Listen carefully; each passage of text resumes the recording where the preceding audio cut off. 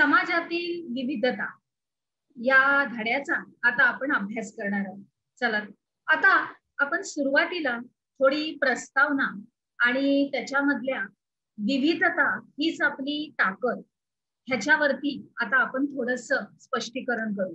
आपण बघतो की आपल्या भारताच्या समाजामध्ये अनेक विविध भाषा आहेत, विविध धर्म आहेत, विविध संस्कृती आहे, चालीरीती आहेत, परंपरा आहे.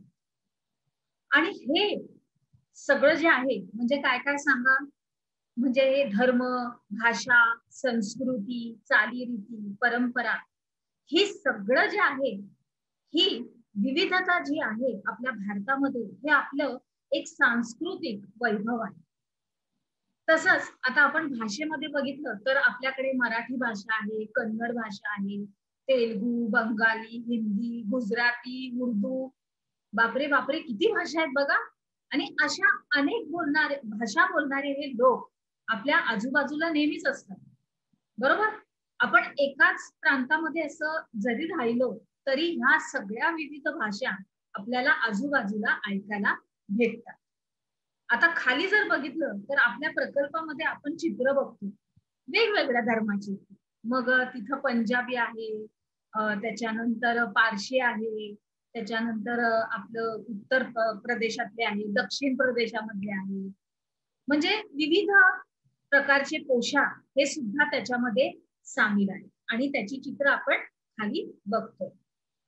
पुढे बघूया की आता हे सगळं वेगवेगळ्या पद्धतीनं आपले सणवार असे साजरे करत असतात. आता जर आपण बघितलं की आता आपण मुंबईमध्ये राहतो, त्याच्यामुळे आपण इथं सगळे सण अगदी व्यवस्थित बघतो. सर्वसाधारणपणे जून महिन्यापासून सणाची सुरुवात होते.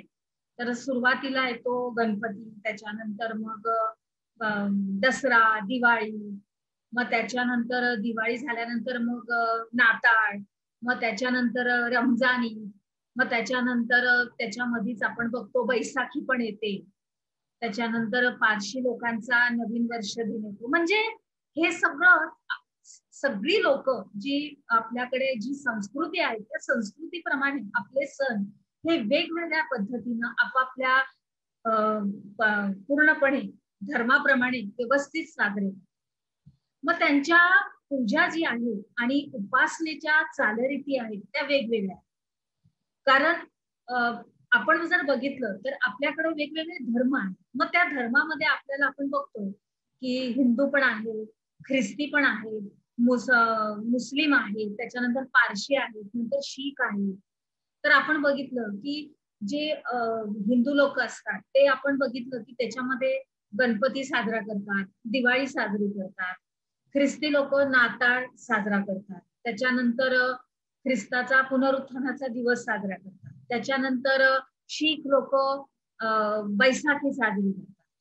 त्याच्यानंतर पोंगल आपले दक्षिणातले लोक करतात. म्हणजे अशा रीतीने त्यांच्या ज्या उपासना असतात आणि त्यांच्या ज्या पूजा असतात त्या वेगवेगळ्या पद्धतीने असतात.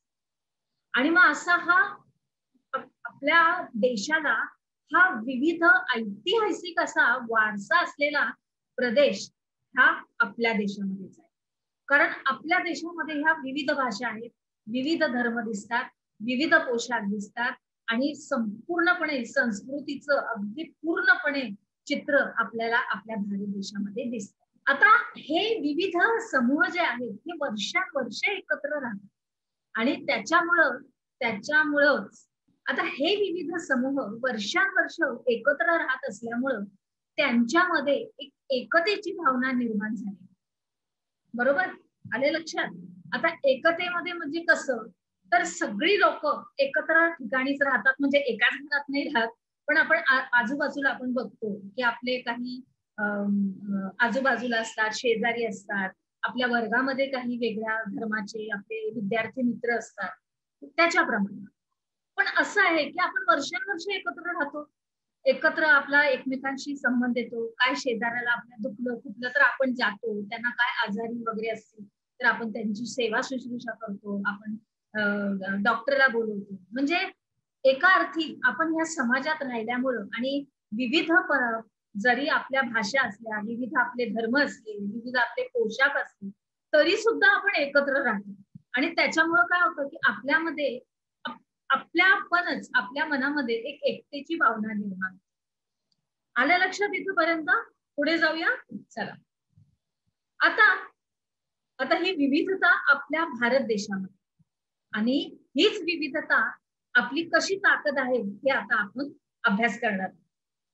तर आता आपला पहिला मुद्दा आहे की विविध समूहांचं बरोबर राहणं म्हणजे काय, तर सहअस्तित्व, त्याचा अनुभव घ्यायचा. बरोबर, आपण अनुभवच घेतो. आपण आपल्या समाजात राहतो तर आपण वेगवेगळे अनुभव घेतो. आपल्या आजूबाजूला आपण सगळे एकाच आपल्या धर्मीय नसतात, तर विविध धर्माचे असतात. हे तर आपण आता पहिल्यांदाच बघितलं आपल्या पहिल्या विभागामध्ये. तर मग त्यांचं काय असतं की आपल्या बरोबरचं जे सह्य अस्तित्व असतं त्याच्यामधून आपल्याला काय येतं, त्यांचे अनुभव येतात. आणि मग त्यांच्यामुळे काय होतं की आपल्याला त्यांच्या परस्परांच्या ह्या चालीरीतींशी आणि त्यांच्या जीवन पद्धतीशी आपली ओळख होते. आणि मग आपण आपल्याला ते आवडायला लागतं, एकमेकांबरोबर मिळून मिसळून राहायला. बरोबर आहे. आता आपल्या शेजारी हिंदू असतात, मुस्लिम असतात, तर त्यांच्यामध्ये कसं रमजानमध्ये कसं आपण त्यांच्या घरात जातो, त्यांना आपण ईद मुबारक करतो, आपण त्यांची खीर खातो, आपण त्यांच्यामध्ये सामील होतो. हे उदाहरण मी तुम्हाला एक देत आहे विद्यार्थी मित्रांनो, नीट लक्षात घ्या. तर अशा रीतीने आपण एकमेकांच्या जीवन पद्धतीचा आदर करायला शिकतो. बरोबर आहे. आपण अनादर कुणाचा करत नाही. बरोबर आहे.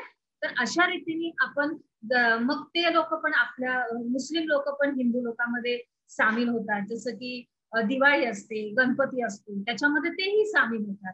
तेही घरात येतात.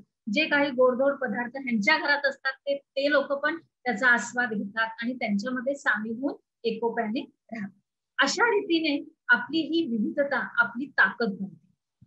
आणि मग इतरांच्या काही प्रथा किंवा काही परंपरा असतात त्या पण आपण आत्मसात करतो. म्हणजे ह्याच्या आता गणपतीच्या वेळेस हे लोक काय करतायत हिंदू लोक, किंवा ईदच्या वेळेस माझी मैत्रीण नजमा काय करते, तर ते आपण बघतो. बरोबर आहे. आणि मग त्या प्रथा आपल्याला आपोआप कळायला लागतात की सण आला की त्यावेळेस काय त्या ठिकाणाचं वातावरण असतं. आणि याच्यातूनच मग काय होतं, समाजात एकोपा येतो. आणि मग ह्या समाजातल्या एकोप्यामुळं आपण अनेक नैसर्गिक आणि सामाजिक आपत्तीचा सामना अगदी सहजपणे करू शकतो. जाऊया पुढं.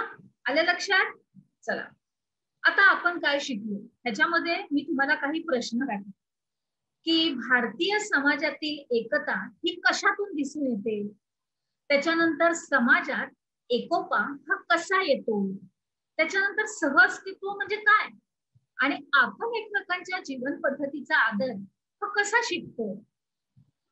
या सगळ्या प्रश्नांची उत्तरं तुम्ही तुमच्या वहीमध्ये व्यवस्थित नमूद करायचे आणि लिहून ठेवायचे. चला तर मग आता आपण आपल्या पुढच्या विभागामध्ये प्रवेश करू.